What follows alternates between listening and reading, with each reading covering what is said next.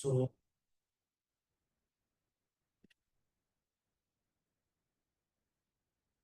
before our class, first I wish all of you to have a happy new year.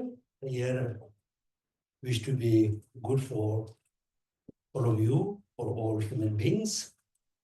And we always need to remember the years can be good or bad is 100% up to you, right? Because there's nothing we can say the year is very good, the year is very bad, because the year is just time.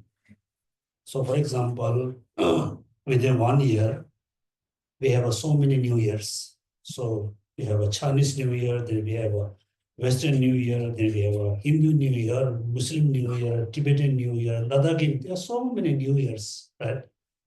There's really nothing really new.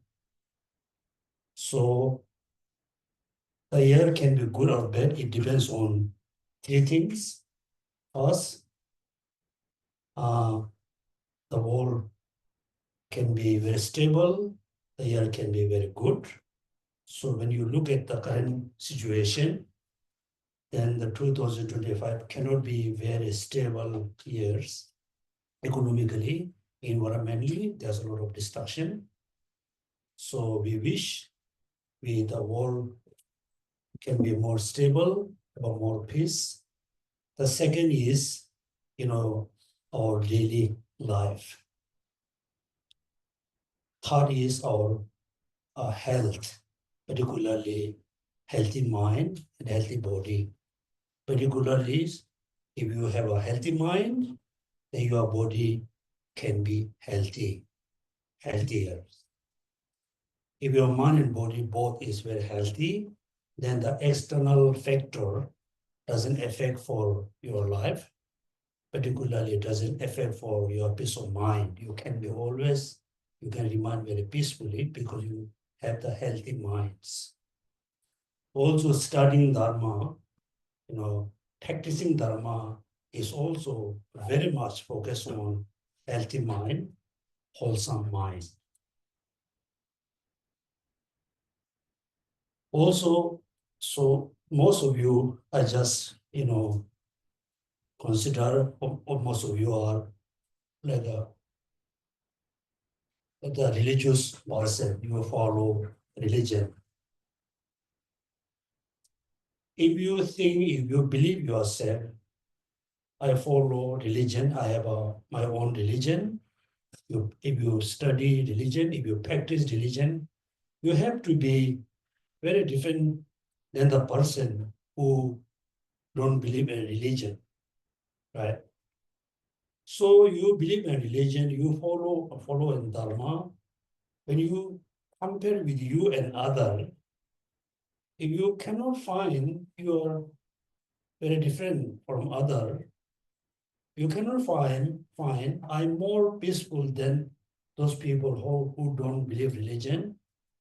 If you cannot find I'm very more peaceful person than those people who don't have a religion, mean you are not really believing in religion, you are not practicing religions. Therefore, you have to be more happier than the people who don't believe in religion. You have a more peaceful mind. Yeah, here's a lot of, you can come here. Yes, if you have you must have a more peaceful, mind than the people who don't have a religion. Also, if you compare you with those people who don't have a religion, you must realize, oh, I have a more, peaceful mind. I have a less destructive mind. I have a more positive mind. I have a less negative minds. That means you follow religion. You have a religion. Then you can say, I believe in religion. When you compare with you and other who don't have a religion, when you compare you with other, if you find somehow I have a more, anger, I have a more attachment, I have a more, jealous, jealous, right? If you have a more kind of aggressive mind mean you just saying, I'm I follow religion, I practice religion. Actually, you are not. First, make sure you have to be very different than other who don't have a religion. Within the people who believe in religion, who have their own religions, so also you have to compare. It doesn't mean, you must have a competition with the people who believe in other religions. Let's say most of you are Buddhist. Now you compare you as a Buddhist, those people who follow other religion, Christianity, Buddhism, Judaism, other like religion.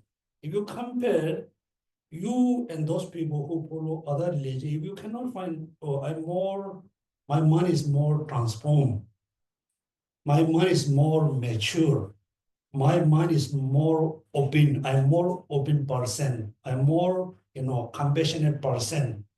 And also, that means you follow Buddhism, other follow other religion. Also, you cannot say I follow Buddhism. So you compare with, within the people who follow religion, you have to be more peaceful person, more happy person, more open, minded person, compassionate person.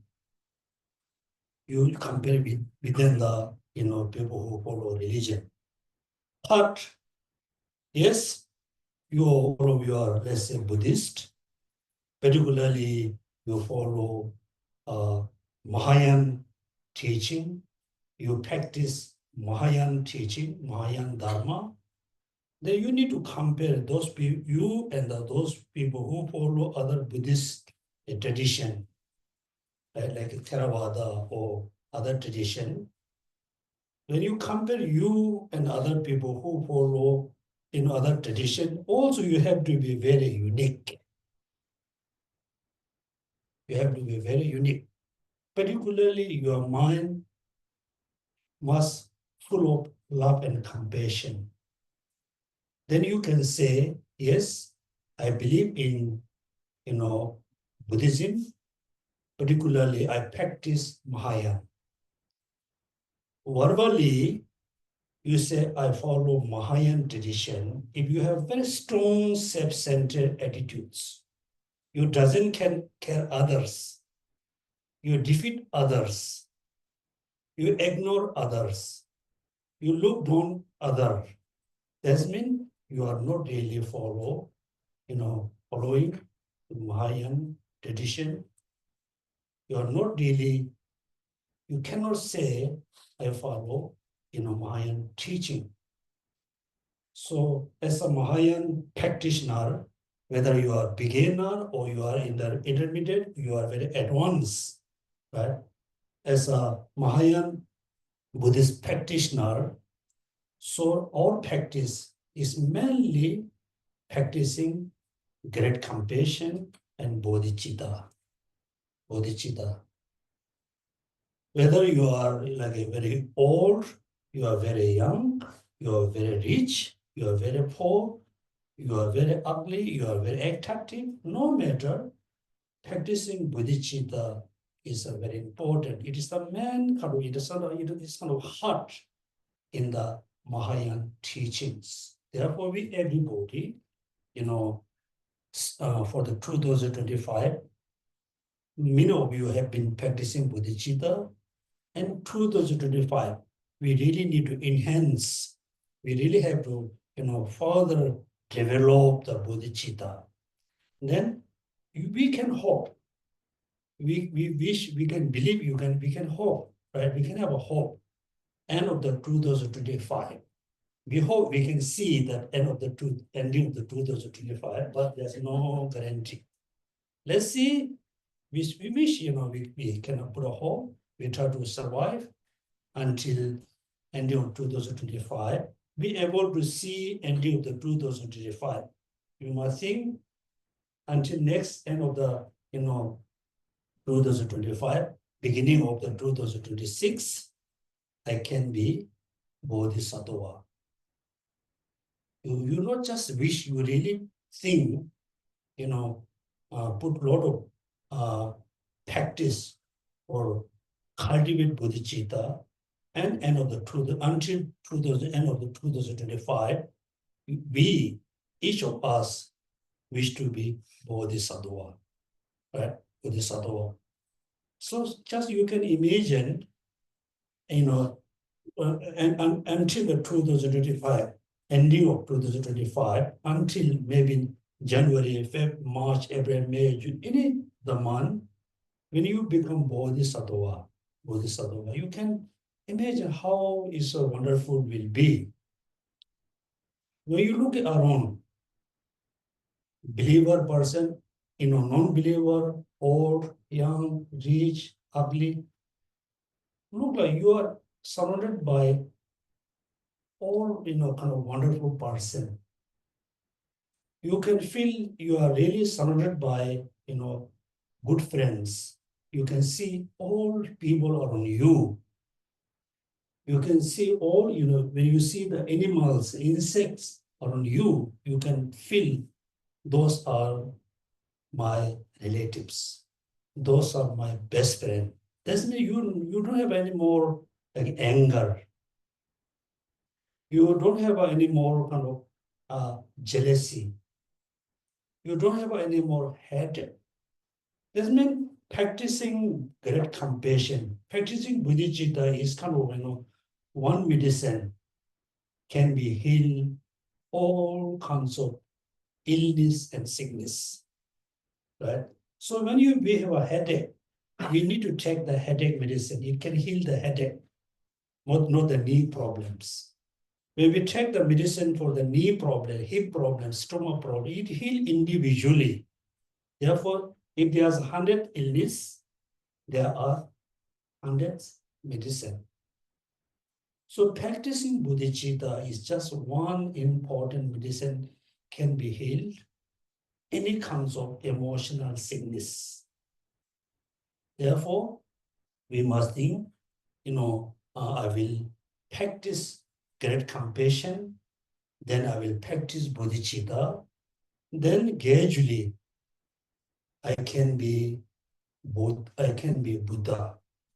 So achieving Buddhahood is our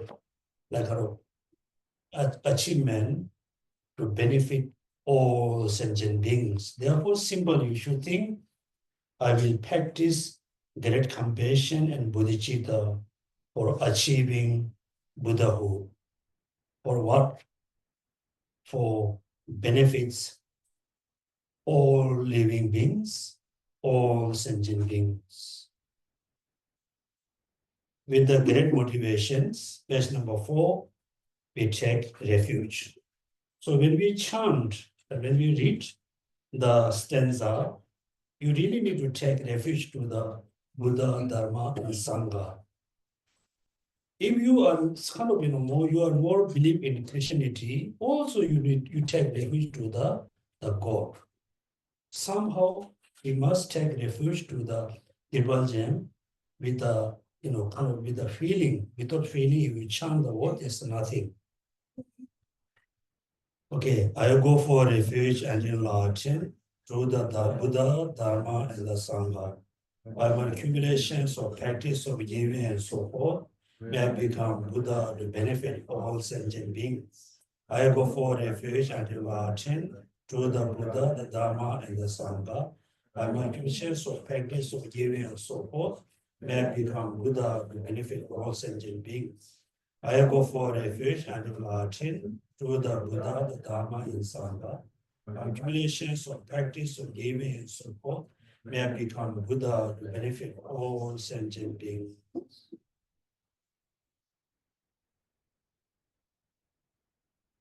Okay. This is a refuge and generating bodhicitta. Like taking refuge and teaching you as a very beginner. Yes, I know some of you are very advanced. Some of you have learned Dharma for many, many years, but I'm teaching this kind of teaching for you as a very beginner. Right? Then according to Buddhist tradition, why we need to take refuge to the triple gem. We need to know the point, the reason. As I mentioned many times, based on the Maitreya Buddha, all Buddhas are like excellent doctor, right? Doctor. Those are not like creator.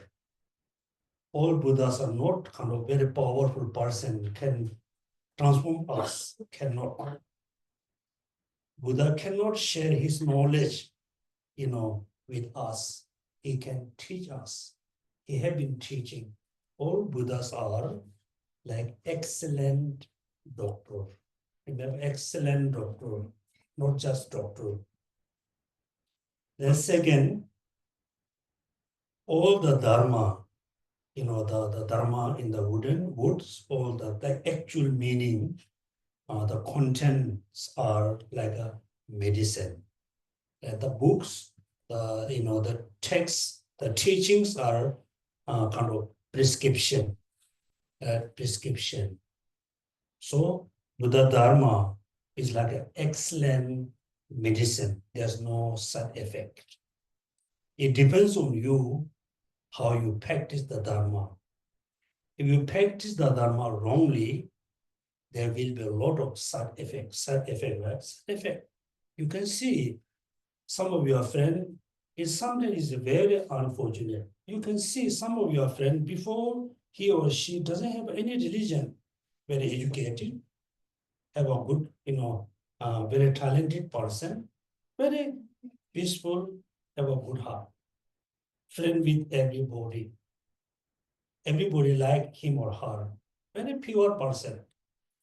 Then one day, he or she met like a teacher in different tradition, like Christian teacher, Hindu teacher, Muslim teacher, Buddhist teacher, Taoist teacher. Since the person met a teacher, the teacher is not really excellent or perfect teacher. Then the teacher teach Dharma or religion wrongly, right?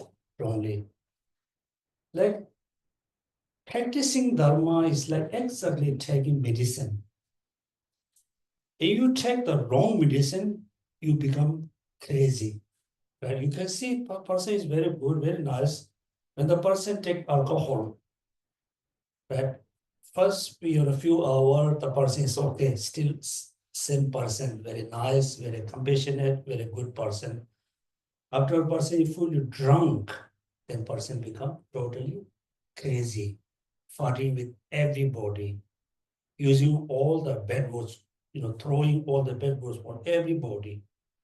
Therefore, if you meet the right teacher, practice the religion in the right way, the right amount, then the person can get a lot of benefits. If the person is very beginner in religion, particularly very beginner in Buddhism, the person try to practice, very high level of Dharma, higher Tantrayana, all kinds of, powerful Dharma, then the person going to be very crazy. Now you can see the beautiful, very nice person become very ugly person because the person practice the Dharma wrongly because someone, he or she meet, unqualified teacher. Therefore, practicing Dharma is like a medicine, right? So when you are sick, the doctor gave you 3 times medicine, one for morning, one for afternoon, one for evening. Then you are very hurry. You really want to heal the sickness very quickly, right? You thought, why I have to wait morning after I take all medicine together, then what will happen? You have a more sickness. You have a more problems. Therefore, practice Dharma in the right way, in the right amount. Also practice Dharma according to your ability, right? Also this day, I openly said it's nothing wrong. This day, many Buddhist people are very interested in attending initiation, receiving initiation. Wow, the initiation is very powerful. Yes, the initiation is very powerful. Also, the teacher are without analyzing, without really deep thinking. The Rinpoche or Geshe or Sifu just come very newly in Singapore, perform initiation. The teacher, he or she doesn't know the student at all, right? Then the students or many Singaporeans, they really don't know at all about the gurus. Suddenly, there's a very wonderful kind of poster, right? Wow, beautiful picture. Have a wonderful biography. Oh, this Rinpoche is a 10-year incarnation, 20 years incarnation. The previous life, he or she has all this power. Then our minds fully diluted. The, the person, the guru is qualified or not. We should not, you know, uh, follow his previous life, acknowledge knowledge, previous history. I give you simple example. Let's say you have one decent doctor. Then he or her, their generation, their like previous generation used to be decent doctor, very good doctors for like 50 generation. 50 generations, they've been a doctor, like very good doctor. Then the current like a daughter or son, not so good doctor. But the previous, the generation are very good. Based on the previous history, can you really say, oh, he or she is very good doctor because her or his generation were very good doctor, right? We cannot. Exactly, we are like that. We don't know the qualification of the Rinpoche or Guru person moment. When you see the biography, looks very good. We just attend the initiation, receive the initiation. After receive initiation, attend the initiation, we really don't know how to practice the Dharma. Therefore, I say the right teaching, the right amount. The teaching you must practice, the teaching you must receive according to your ability. Right? Ability, right? You know how to, use the what you call the pistol, right? Small gun, pistol. You know how to use it. Then oh, I know how to use this. It's very easy. Bing, bing, bing. You know how to use it. Then next, somebody else, can you use the very, very complicated weapon? You say, yeah, I can use because I'm not using this, right? You cannot. So therefore, so Buddhas are excellent Dharma, excellent teacher. Those are not, kind of powerful person who can transform their knowledge to you. Those are not a very powerful person who can remove your suffering by their hands. No, they can teach us. So we have to practice the Dharma. Dharma is like a medicine. The Sanghas are like a nurse. So as a Buddhist, we have to take refuge to the Buddha, Dharma, and Sangha. Just taking refuge. Taking refuge. After you have taken refuge, what you have to do? Then you have to move on the path. You have to follow the path. Right? Therefore, the most important part in the Mahayana tradition is the bodhicitta. Next, we chant the verses for taking refuge and generating bodhicitta, page number 5. With the wish to free all beings, I shall always look for refuge to the Buddha, Dharma, and Sangha until I reach fully enlightened man. Inspired by wisdom and compassion, today in the Buddha presence, I generate the mind of full awakening for the benefit of all sentient beings. I go for refuge to the Triple Gem. I confess the negativity individually. I rejoice in virtues of all beings. I hold the precious Buddhahood in my heart. Simply, you visualize all Buddhas and Bodhisattvas, particularly You visualize Buddha Shakyamuni, Amida Buddha in front of you. Then you cultivate bodhicitta. You generate bodhicitta as your heart.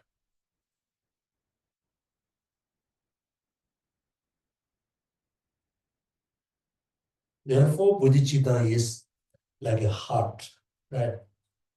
When your heart is healthy, the heart can pump the blood very well, the right amount. When the heart stops, the lung can be stopped, the liver, kidney, everything going to be stopped. Heart is very important, right? We have to keep the heart healthy. We must have a healthy heart. Like in Mahayan tradition, in order to reach to the enlightened state, in order to achieve Buddhahood, the most important what we need bodhicitta. In order to live, long life, healthy life, first we must have a good heart, healthy heart. Without heart, you should not think my lungs, my kidneys, my brains are healthy. Cannot. Right? Therefore, bodhicitta is very important. Please remember. And also, when we say practice bodhicitta, we have a just strong kind of inspiration, strong wishing. I wish to be Buddha. I wish to be Buddha. Right? This is just you are having the inspiration bodhicitta. You have a strong kind of motivation for be a Buddha. Just, just only having kind of very strong inspiration or strong kind of motivation, can we achieve Buddhahood? Cannot. It's very, kind of reality. For example, everybody feels, oh, somehow I'm not happy in Singapore, or the weather is always hot, or there's a lot of problem. Everybody feel I'm not happy we are not happy in Singapore, right? Then we wish to move. We really wanted to move somewhere, have a more easy life, more peaceful life. We really want to move. Then what we have? We have a visa, we have an air ticket, we would rent, like apartment in somewhere where you wish to move. You have everything. You have a visa, you have an air ticket, you book the room or hotel, right? You book a taxi, but you just stay in the room. You want to go, you want to go, you want to move, you want to move, you really want to move, right? You really want to move, but you're not moving. You just always stay in the same place. You are not moving. Therefore, just having strong motivation to achieve Buddhahood, you are not practicing bodhicitta. You are not really practicing six perfection. You really cannot achieve Buddhahood. Until today, I'm not saying only you, until today, we all, we are like just like that. We have the visa, we have the air ticket, we book the like a room, we book the hotel, or maybe you bought the property, you have everything, but you're really physically you are not moving. Number one. Number two, yes, you have an inspiration, you have a motivation. Instead, instead of cultivating bodhicitta, what we do a lot of recitation, chanting a lot of mantra, right? Without cultivating bodhicitta, without daily practicing the six perfections, reciting mantra, chanting for many hours, many years, you cannot really achieve Buddhahood. Exactly like, like you want to move to somewhere, you keep calling to the people who are in like a overseas. I want to come, I'm coming. You keep calling, you're not moving, right? Right? How you can reach to there? Cannot. Likewise, You wish to be Buddha. You wish to be, you wish to be totally free from suffering. You wish to achieve happiness, but you are not really practicing the actual Dharma. Instead of reciting all the mantra means, okay, money you recite like 100 times the money payment. When you are calling Avalokshara, Avalokshara, I want to come Buddha, I want to be Buddha, I'm coming to Pure Land, I want to come into Pure Land. Right? Then later you recite like a Bingmetseve, Lama Tsongkhapa mantra, Lama Tsongkhapa, I want to be Buddha, I want to be Buddha, I want to be Buddha, I want to be Buddha. So later you calling to Pema Samba, Pema Samba, I'm coming to Buddha. But then what Buddha would say? Why you are keep calling me? You're not really moving. Right? Then we are in a way, we are fortunate we cannot see the Buddha. If we ever see Buddha, all Buddhas are very angry with us. Keep calling, you are not really moving. Right? So what I'm make sure we should not have a misunderstanding. You recite mantra. It's good. You do chanting, good. You do, like charity work. You do the good, all the good action. The most important, what you need a heart. You need bodhicitta. Right? Inspiration, bodhicitta. Then engaging. You're not just saying I'm coming to Buddhahood, Buddha land. Then slowly, gradually, you have to move. Movement 2025. First, you turn to Bodhisattva. So you reach to the first part. Then 2026 and 7, you practice bodhicitta, as well as you try to understand, you try to realize emptiness. Emptiness. Right? If you feel difficult, you can stretch your leg. Okay, you don't have to like this. Just feel free. Okay. Second, with the bodhicitta, then you try to understand, you try to realize emptiness. Then why it is so important for realizing emptiness? Why we need to realize emptiness? Because we are totally ignorant person for the reality, for the truth. Right? Due to being ignorant for many years, many eons, due to ignorance, then we have a attachment. Right? Now you can see the step. Ignorance, then arise attachment. Based on ignorance, attachment, anger arises. Based on ignorant attachment, jealousy arises. Based on ignorant attachment, the greedy arises. All the negative thoughts arise because of ignorance. We have an ignorance, we have totally ignored about the truth, the real nature of all phenomena. All phenomena are the real in the reality, they are totally empty of inherent existence. For us, everything look like inherently exists. Is we have opposite understanding. Am I right? Also, when you look at Arun, things are changing every day, every moment. You can no need to use a lot of logics. 2024 over. 25 started. Today is the 6th day. That means 2025 is already -6th day. How is moving fast? For us, in a way we say Happy New Year's. It's very tradition. It's very tradition. When you getting 1 year older, you should not say Happy New Year. You're not going to be not happy because you're getting older. You're reaching closer to where? Where? Pure land. If you're lucky, pure land. If you're not lucky, you're close to the pure coffin. Very beautiful coffin, right? Wow, the coffin is very expensive with a very beautiful design, and your body have a very heavy makeup, and put beautiful clothes. You are closer to the coffin.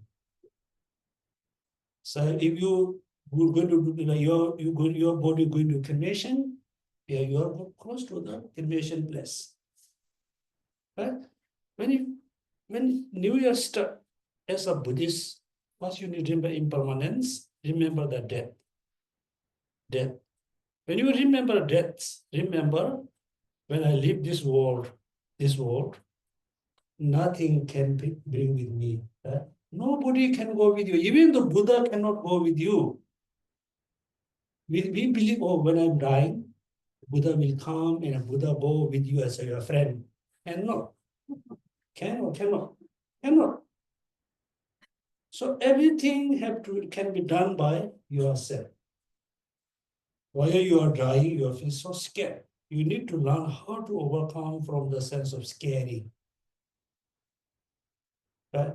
I said many times, for us, sometimes we feel, oh, yeah, you can use the Singaporean words, English, or death, when somebody said, well, they will practice Dharma, you're going to die. They say, dead la, right? You don't care. But actually, you can see some of your friends, and here he or she is dying on the bed. Very kind of lot of confusions. All feel so scared. Scared because while we are dying, somehow we will see where we're going. We will see where we're going. Therefore, we scared. Let's say now we are human being, we live in a very kind of comfortable, we have a very comfortable life. You can have a breakfast, you have a lunch, you have a drink. In between, you can drink a lot of drink, coffee, tea, juice. Very happy. Moment of the death, while you are on the process of death, you know, oh, somehow I'm going to rebirth in the hungry beings. When you born in hungry beings, no breakfast, no lunch, no dinner for many, many months, then you feel scared. Right? You feel scared. Also, you have a kind of lot of disappointment. Surely, for many years, you accumulate all the in your what you call properties, car, house, bank balance. You accumulate a lot of things.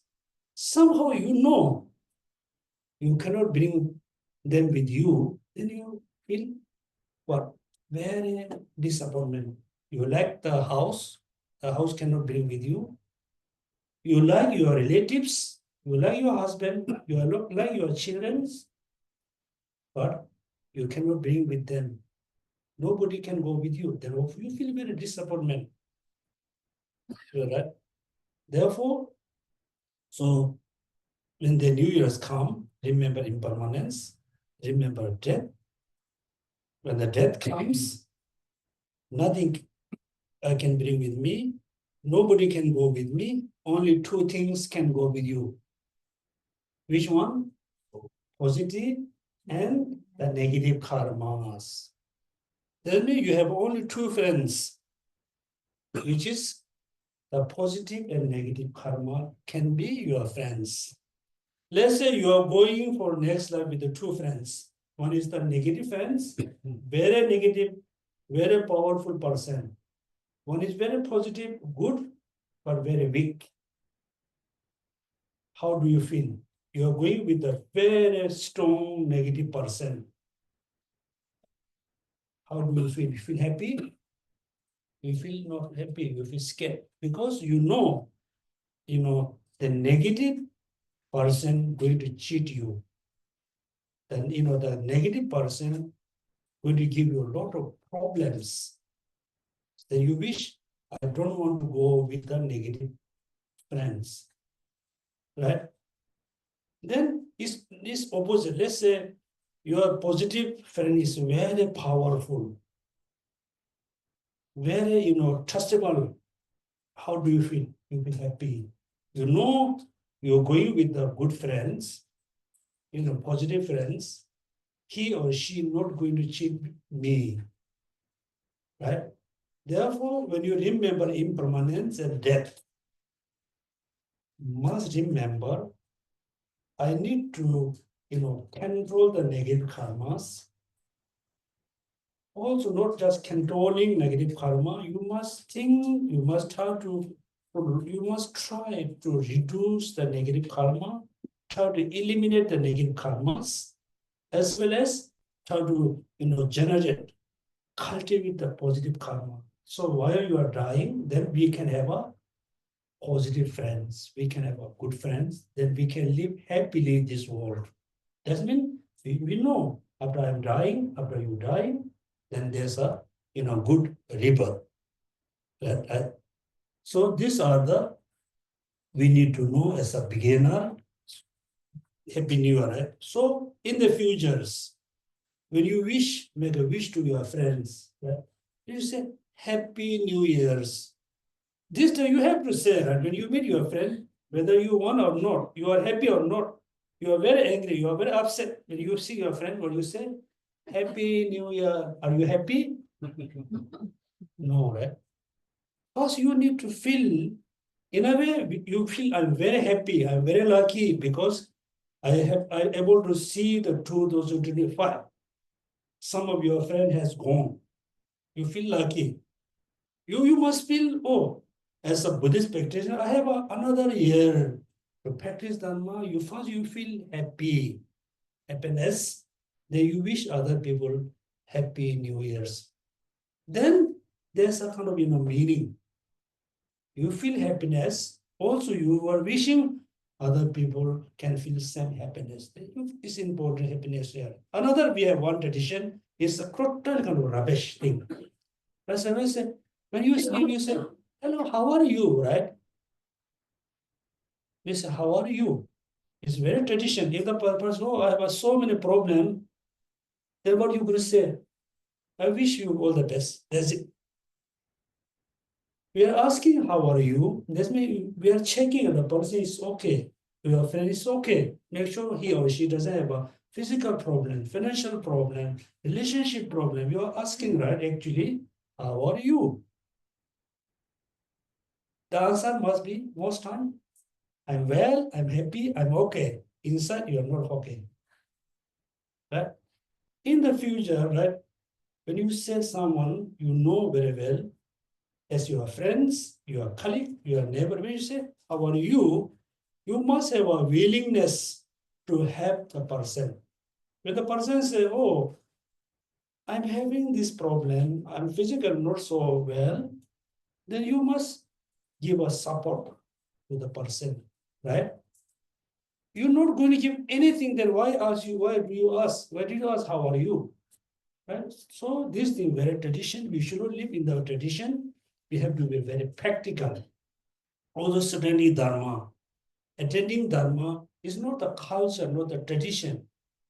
Right? You must think, I'm going to attend this class for very important reasons. Right? Now, how we should practice bodhicitta, right? So as a new year, I do the short revisions without reading all the verses.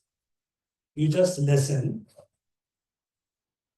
The beginning of the text, it start very, very, very nicely. Of course, Amashira was very uh, practitioner, very scholar. Thus, intelligent, who wish to actualize omniscience extremely quickly should make deliberate effort for full its cause and condition.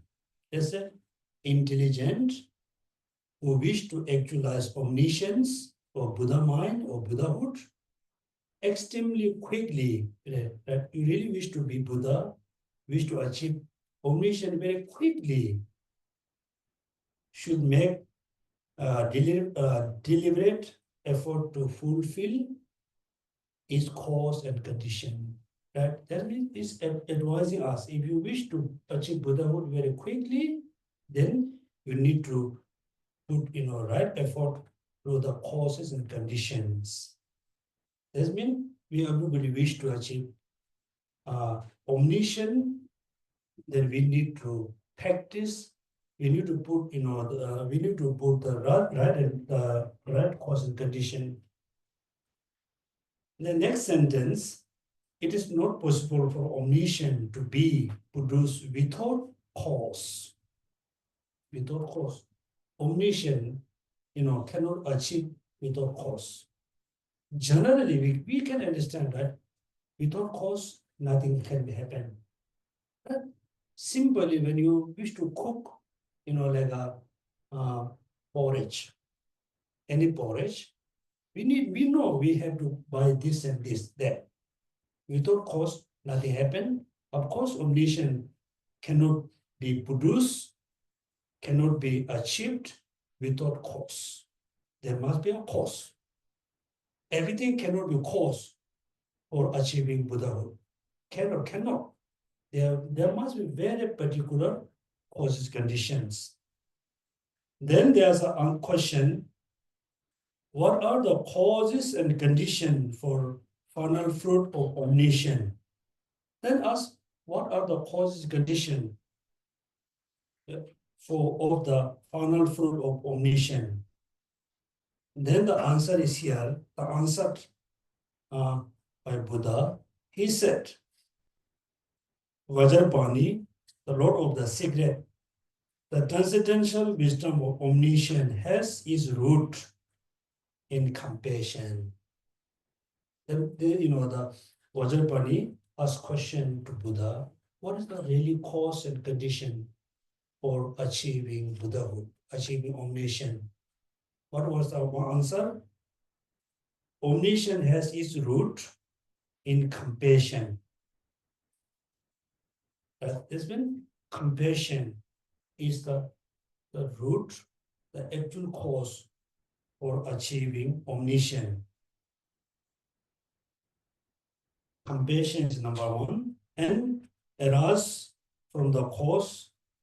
Then there means altruistic thoughts, means the bodhicitta, and the perfection of skillful.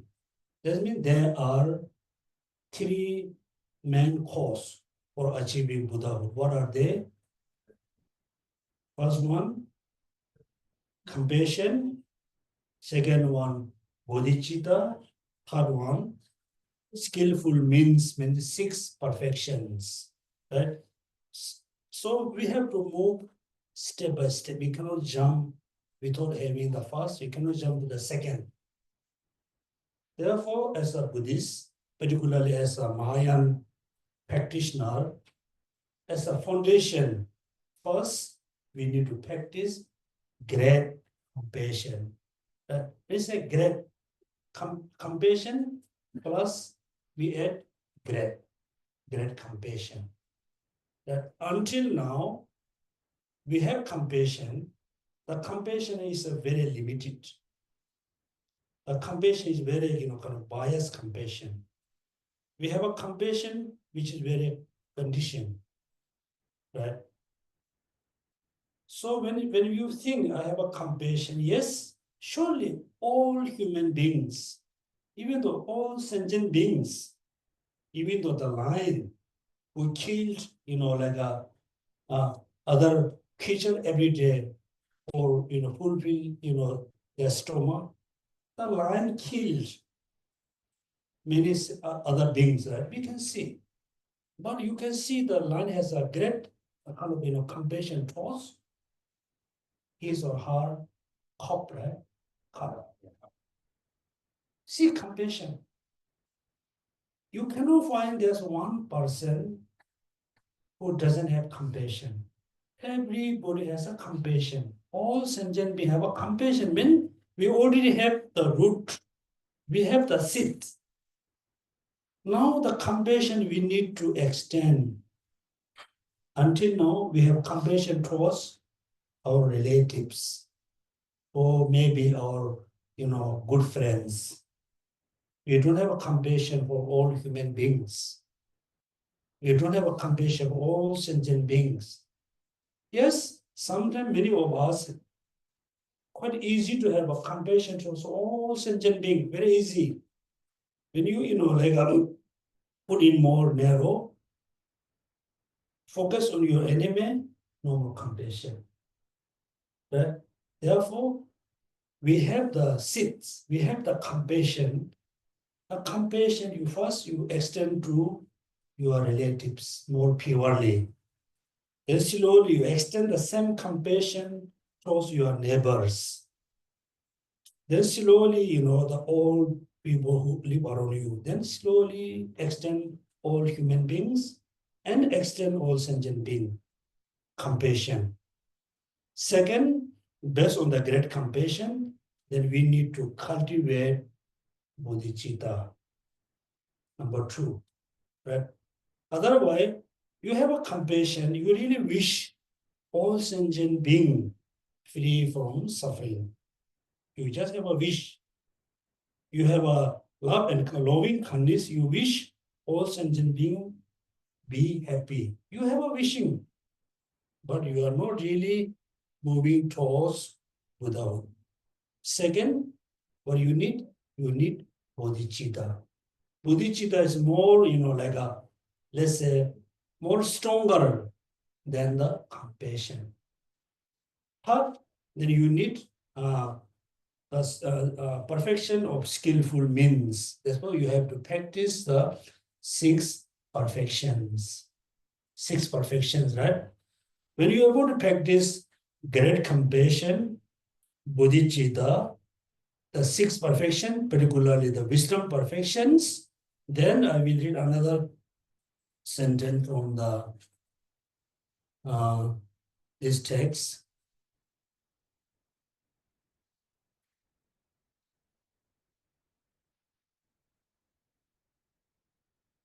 Through the practice of great compassion, bodhicitta, six perfection, accomplishing the accumulation of merit and insight is like having omniscience is in the palm of your hand. When you have these three, then omniscience, Buddhahood will be like in your hand. Very easy. Next, we move how we practice great compassion. Remember the three steps. First, equanimity. Second, loving kindness. Third, great compassion. Right? So remember this step. First, equanimity. First, we must have the same kind of feeling towards equally towards all, like a sentient being. Until now, we have an attachment towards our friends and relatives. Am I right? Also, we have a little bit sense of hatred or anger towards our enemy or dislike person, dislike of group of people. So this means our mind is attached towards our relatives or friend, angry towards our enemy. So we don't have an equanimity. First, we must have an equal feeling towards all sentient beings. Right? Therefore, first you need to visualize, or you can see, indifferent person. When you visualize, like a indifferent person, just neutral person, neither your friend nor your enemy, then you have a just neutral feeling, nor attachment, nor hatred. I'm not sure all of you have the same kind of experience or feeling or not. It's not easy to have a just neutral feeling when you see someone. If you saw someone totally new, you haven't seen the person before, you just saw someone on the street. You already have a close feeling, or maybe little bit hating, heads feeling, hating, right? So difficult to have a neutral. Am I right? If the person somehow, sometimes you feel a little bit attachment, close feeling. Sometimes you have a sense of hatred for someone. So difficult to have a neutral. So the neutral should not hate, should not have attachment. Then same feeling you have to move towards your dear or near one. Therefore, you must have a same feeling towards the indifferent person and your relatives. equal feeling. Third, then you have a same feeling towards your enemy. When you have a same feeling, when you look at your enemy, your relatives, or indifferent person, then you can feel, you can say, yes, I accomplish equanimity, right? Don't forget, still, your enemies, your friends, or your relatives, those are like sentient beings. They have sufferings. Still, you need to remove their suffering. Equanimity. When you have equanimity, then the compassion, the loving kindness become, in what you call you're not going to discriminate. When you look at your friends, you can cultivate loving kindness. When you see indifferent person, also you are able to cultivate loving kindness. When you see your enemy, also you are able to cultivate loving kindness and compassion, compassions. Then we're going to achieve, we're going to accomplish bodhicitta. Bodhicitta. So today, what I'm actually trying to say you, we everybody have to be very practical Buddhist. Practical Buddhist should not just follow the very traditional way. For example, I give you, for example, here, a very simple example. Traditionally, beginning of our, Dharma class, before we practice Dharma, we have to do 3 times prostration. These are tradition. Yes, some of you cannot really, bend your body. You cannot bend your knee. Then you have to be very practical. You should not really you should not force yourself to do the full prostration. You just, bend your neck, pay respect to the Tibetan. You should not say, oh, this is my tradition. I must do, the full prostration. You cannot. You're going to damage your knee, your hip. That means practical. Number 2, practical. Before you, practice the Dharma, you need to analyze your ability. You are capable or not to practice a higher Tantrayana. So before you attend, receive very lot of teaching, you must think, should I attend the teaching or not? Should I receive the teaching or not? Do I have a capacity to practice the teaching or not? You analyze yourself. Also, you analyze the teachings, you analyze the teachers. Right? It looks like, you don't have a physical problem, for example. You don't have a physical problem. You are physically very healthy. Suddenly, there's a big news. Oh, tomorrow, one of the famous doctor in the world, one of the famous, the renowned doctor is coming to Singapore to give a treatment for 2 weeks. Right? Big news. Of course, everybody will go. Even though you are physically healthy, you don't have a problem. Somehow maybe I have some problem. I need to see the doctor, right? If you don't to see doctor. Likewise, there's a big, poster, big advertisement, big news. Oh, very famous, or 10, 20, 30, 60. The 60, the reincarnation is coming to Singapore, giving initiation. You ask, do I need to attend the initiation? Can I practice the particular dharma? Is the teacher or the guru or the master is qualified or not? You need to analyze 3 things. Analyze your ability. Think about you are able to practice the dharma or not. Qualify the guru. The third, I'm trying to say you must be very different than the people who don't believe in religion. Right? And you and the people who don't believe in it, if you feel we are same, the person is very angry, I'm very angry. The person is very jealous person, I'm very jealous person. The person is very greedy, I am very greedy. Means better to don't follow religion. Right?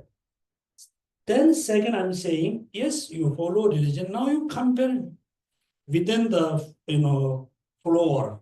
You are Buddhist, they are not Buddhist. You compare, you are more happy person, you have a more kind of positive thoughts, you have a less negative thoughts, your anger is very controlled, your attachment is very controlled, your ego is very controlled, your greed is very controlled. If you feel yes, all my negative is under my control, then you can say yes, I'm different than the other people, other religion. Otherwise, why you cannot follow all religions? Morning you go like a church, afternoon you go to mass, evening you can go to temple. Why we cannot follow all religion? Why cannot? Right? It doesn't mean we should not respect all religion. We must. You must follow very particular religion. Not just follow, you have to be very serious about practicing the particular religions. You have to see the result. Compared with last year or this year, I'm more compassionate. Compared with 2 years ago, I'm not really, getting anger. I'm not really angry. Right? Also, when we talk about, angry person, easy to have anger, very easy to, lose their temper. Many people have a simple excuse. They have a very simple excuse. My parents are like that. Since I'm childhood, I'm like that. For them, it look like the anger, anger is permanently there. Also, these are very simple excuse. Your parents are very, angry parents. It's easy to lose temper. You should not be like them. You can change your control. You can transform your anger. Okay? There's no such a permanent emotion. All negative emotion can be controlled. Last year you were very short temper. This year you can be very compassionate person because you have to transform, you have to change. 10 years ago you are very short tempers. 10 years ago you are a very angry person. 5 years ago you are same. Today also same. Next also same. Then what is the point to practicing Dharma? You're not transforming, you're not changing, right? So you must see the transformation you are set. When you see your guru, if you ask your guru, right, somebody asked me, I always answer very honestly. When you see your guru, if you ask, hey teacher, guru, can you see I'm transformed? I'm more peaceful person. I'm more compassionate person. Many gurus say, yes, you are. Yes, you are.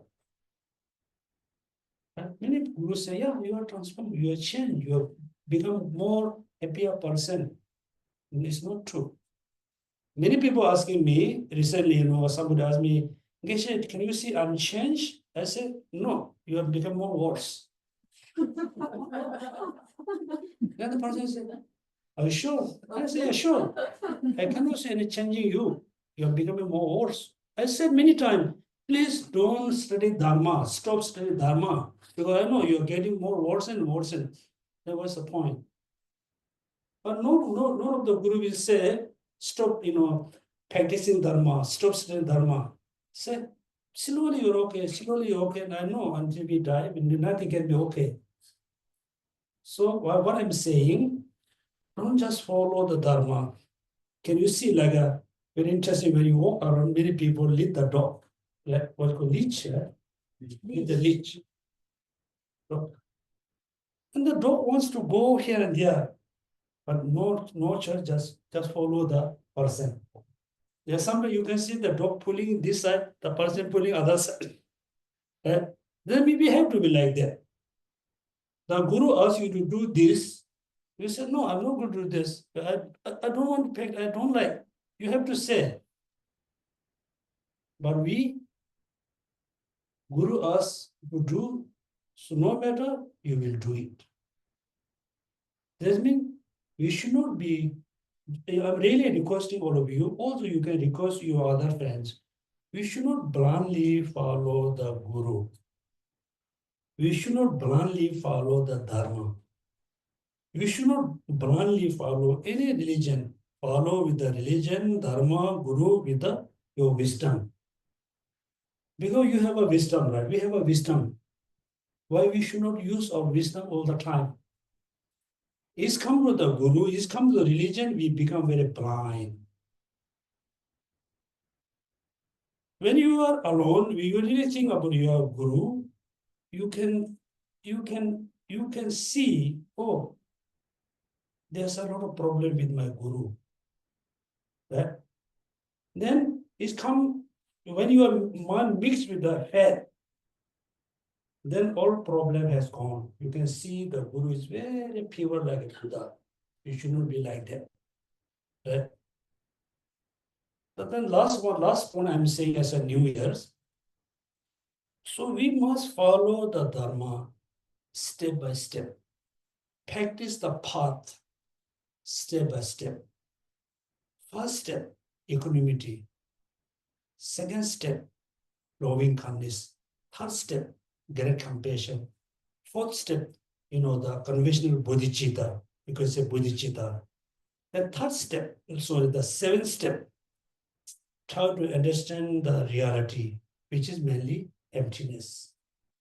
When you have all these seven steps, equanimity, loving kindness, great compassion, bodhicitta, realize emptiness.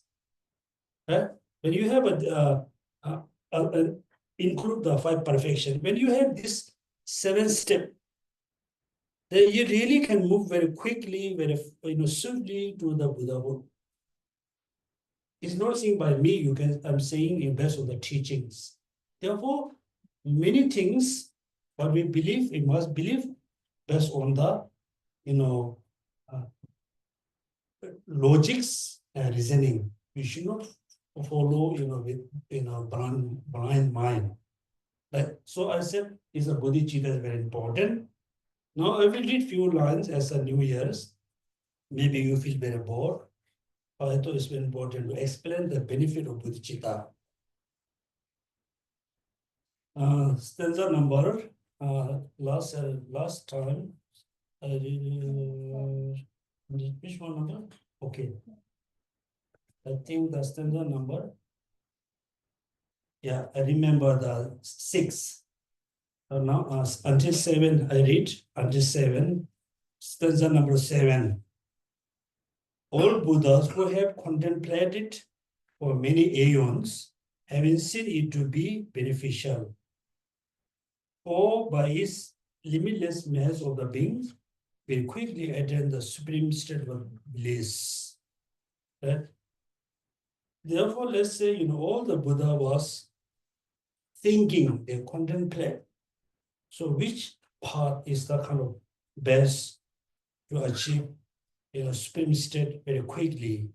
All Buddhas commonly they said the bodhicitta is the best path to achieve supreme state very quickly. And the bodhicitta is one of the best practice to benefit the limitless beings. Stanza number 8. Those who wish to destroy the many sorrows, conditioned existence, those wish to experience the ultimate of joy, and those who wish to experience much happiness should never forsake the awakening mind. Everybody has the same intention. We always wish to destroy the many sorrow. Right? Everybody think we don't want suffering. I want to eliminate the sorrow. What we have practice bodhicitta. We always wish to be happy, achieve a lot of happiness. Then what we have practice bodhicitta. Experience much happiness. We should not, forsake the awakening mind. We should not, forgetting, practicing bodhicitta. Simply one happiness, one more happiness, wish want to achieve the ultimate happiness. Practice bodhicitta. Practice bodhicitta. Don't want suffering. Practice bodhicitta. Eliminating suffering for other. Also practice bodhicitta. There's stanza number 9. The moment an awakening mind arises, please read. The moment awakening rise, in those frightened the begin in the jail of second existence, they will be named a child of the sun, Sugata,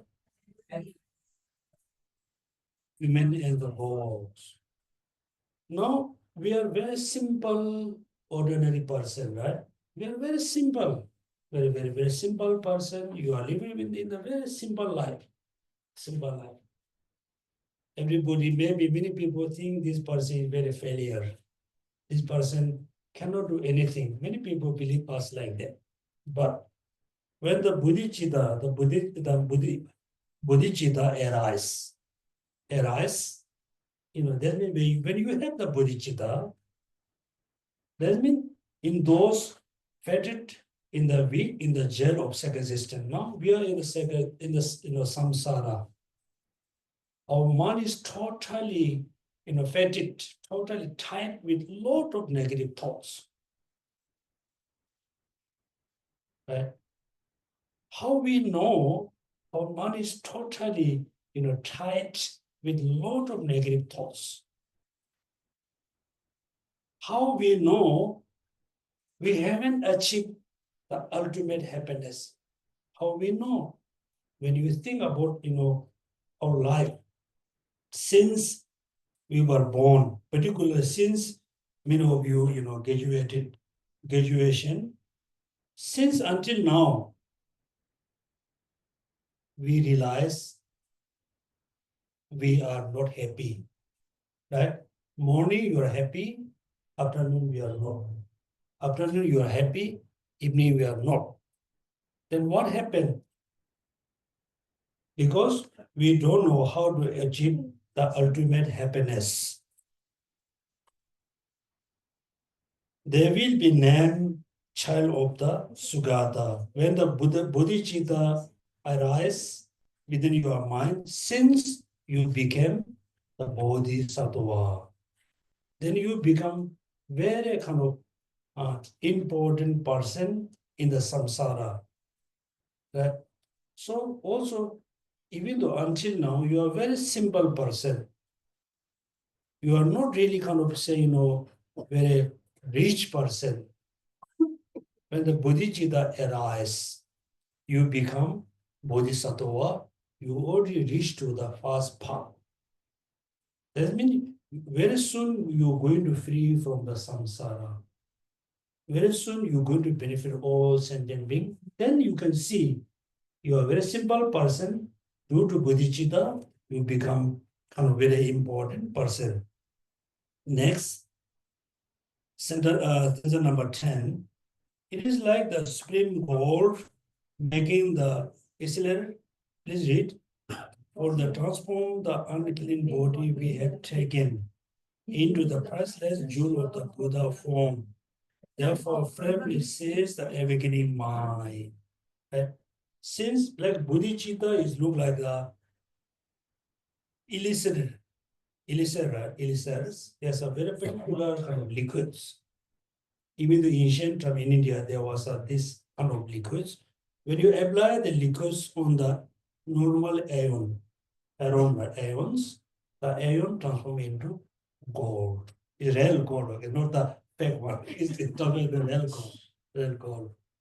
Like when the bodhicitta arises, it transforms the unclean body we have taken into the priceless jewel of the Buddha form. Right? Our body is very unclean, and the body going to transform as a Buddha body. Therefore, firmly says the awakening mind, practice bodhicitta. So we don't have a lot of time. I will read the last There's a few important words.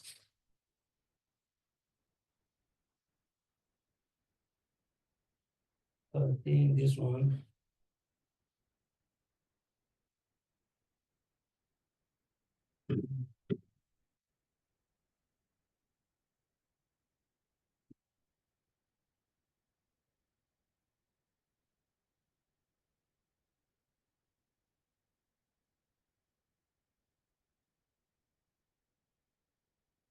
Okay, stanza number 28. Stanza number 28. Please read 28. Misery, the run towards misery is sudden. Although wishing to happiness, like enemy, they ignore and they destroy. Exactly, exactly. We've been like that for many eons. Even though this lifetime, right? Although wish to be rid of misery, they run towards misery itself. We must say, although I wish to be rid of misery, I run towards misery itself. Right? Second line, although I wish to have happiness, like an enemy, I ignore and destroy it. Exactly, what Shantideva said here is very true. It's really true. So we always wish to be rid of misery, right? We always, try to eliminate suffering, but we always run towards where? The cause of misery, the cause of suffering, cause of suffering. It's very, sometimes, when I think about it, I feel laugh. Many of us want to be healthy, wish to have a healthy body, but we run after the unhealthy food. Right? This is a contradiction. If you want healthy body, what we have to eat? Healthy food, healthy drink. But it's contradict, right? You want to have a healthy body, you always eat unhealthy food, unhealthy drink. Then finally you complain that, oh, I have this problem, this problem. We never think what kind of food and drink we consume for many years. Exactly contradict. Second, although we wish to have a happiness, like enemy, they ignore and destroy. We wish to be happy, but we ignorantly destroy the cause of happiness, which is great compassion, pure loving kindness, also, like a forgiveness. Also, when somebody became our enemy due to some reason, right? Somebody become your enemy, you are not ready to, practice forgiveness. You are not ready to forgiveness the person. No, you want to hold the person is your enemy. You want to hold more strongly. Somebody said, I'm not going to talk with the person whole life. Right? Many people say, I'm not going to talk to you whole my life. Meaning you want to hold the person as your enemy whole life. Imagine you're holding someone as your enemy. You're holding the hatred and anger as in your center of your heart. Do you feel happy? You're not. Imagine you are very hated person, you are very angry person, right? You are living, somehow we have to live in the society. No choice. You have to live with someone. Whether you like or not, you have to live with someone. You are a very angry person, you are a very short-tempered person. Imagine you are coming, from your workplace, you are coming to your home. All your relatives or friends go into their own room, right? Oh, he's coming, we must go in our own room. Then you enter your room, then everybody come out. You enjoy the food and things in the dining hall. Right? Therefore, actually, we wish to be happy. We're destroying the cause of happiness. We wish to be happy, but we are running after the cause of suffering. The more you run after suffering, the more suffering we have. Right? So our life have to be is totally kind of have to transform in the opposite way. We have to be, totally opposite of the kind of in the samsaric life. Sometimes no choice, so we have to be like other person. Sometimes no choice, you have to show the artificial kind of, loving kindness, artificial care. No choice. Sometimes, most time you have to be very pure. Even though if you don't like, you must say, oh, I don't like the food. I don't like the drink. And you must openly say that. I mean, what I'm saying, what I'm trying to say you, we have to be very practical. If you really sincerely wish to be happy, practice the positive attitudes. Particularly practice forgiveness, no more enemy. Be more open-minded. Nothing going to lose for you. Right? So we can stop here. So we have a few minutes. If there's a question, please feel free to ask question. Next, we more follow the root text, middle meditation stage. Particularly, we discuss about the two types of bodhicitta, and we will discuss about the wisdom. Okay. Any question? Very, do you have a question? Yeah? Okay. Yonten. Okay, so I don't think anybody have a question. Is there any question? So as a new year, whether I know or is not important. Whether I'm your friend or not is not important. As a simple person living in the society, living in Singapore, first I'm sincerely, wishing all of you have a happy years. Beginning of the New Year's, also I did prayer and chanting. And I'm wishing all of you have a happy years. Particularly all of you, wish all of you practice great compassion. Within the 2025, all of you try to be Bodhisattva. Practical Bodhisattva, should not be emotional Bodhisattva. I can see some of you suddenly in great compassion, bodhicitta. So you really want to practice bodhicitta in a good, should not be emotional bodhisattva, right? I tell you the story. Lama Milarepa is one of the very famous practitioner. There's a biography of the Milarepa. And one of the Tibetan person, he received the book. So he read the books. Then he became very emotional when he read the biography of Milarepa. I wish to be like him. He have a serious kind of inspiration. Then immediately he give away everything, the house, the cow, the field, the money, the barley. He gave away everything, bring simple things, went to the mountain for practicing the path, followed Lama Milarepa. After a few days, he is so hungry, cannot get enough food, so cold, there's no enough clothes. Then he totally thought, I don't think I can practice as a Milarepa. He gave up. He came back. And he came back to the village, there's nothing. The field, the house, everything give away. And his statement is very interesting. He said, the beggar Milarepa, beggar Milarepa doesn't mean the beggar Milarepa make me beggar. Therefore, you should not be emotional Buddhist.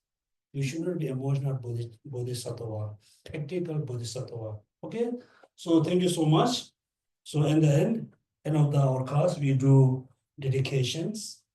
As a simple person, we cannot change the whole world. We don't have the ability. We don't have the power to change, whole world. But we can give us some contribution to change the world in the better way. the best contribution we can give, we dedicate the merit. So at the beginning, we have a pure motivation. And at the middle, we really think, I practice bodhicitta, be Buddha, to benefit all sentient beings. Therefore, we have accumulated a lot of merit, all merit in the past, present, future, all merit together. First, we dedicate for world peace. The world is very unrest. Please dedicate the merit for world peace. Peace between each of the countries, particularly peace in Singapore. Second, in order to practice the Dharma, we need to know how to practice. After we know how to practice, we need to practice Dharma. Therefore, we dedicate the merit to able to practice equanimity, great compassion, bodhicitta, sixth perfection, as well as all other Bodhisattva practice. Last, we dedicate all the merit to benefit all sentient beings, all human beings, particularly all your families. Jamba Baya Jeda Kemba Dang Gundo Sambo Deyang Dejen Deda Kunye Jesu Da Lo Jen Gewa Deda Tam Je Rabu Deson Shebe Gewa Tam Je Ye Mo Wa Kan La Chu Do Ma Ba Da Ge Ge We Zawan Di Gun Sambo Ju Je Ra Do Mo Wa Ye. Prayer for bodhicitta and for prayer for the realizing emptiness. Chanjo senjo rinpo che ma ye pa na ye gyu ye wa nyamba me pa yang gong ne gong do per wa sho gong ni ta wa rinpo che ma ye pa na ye gyu ye wa nyamba me pa yang gong ne gong do per wa sho. Thank you so much for attending the class. Have a happy Saturday, right? This Saturday. Yeah. Thank you. Thank you. Thank you. Thank you very much.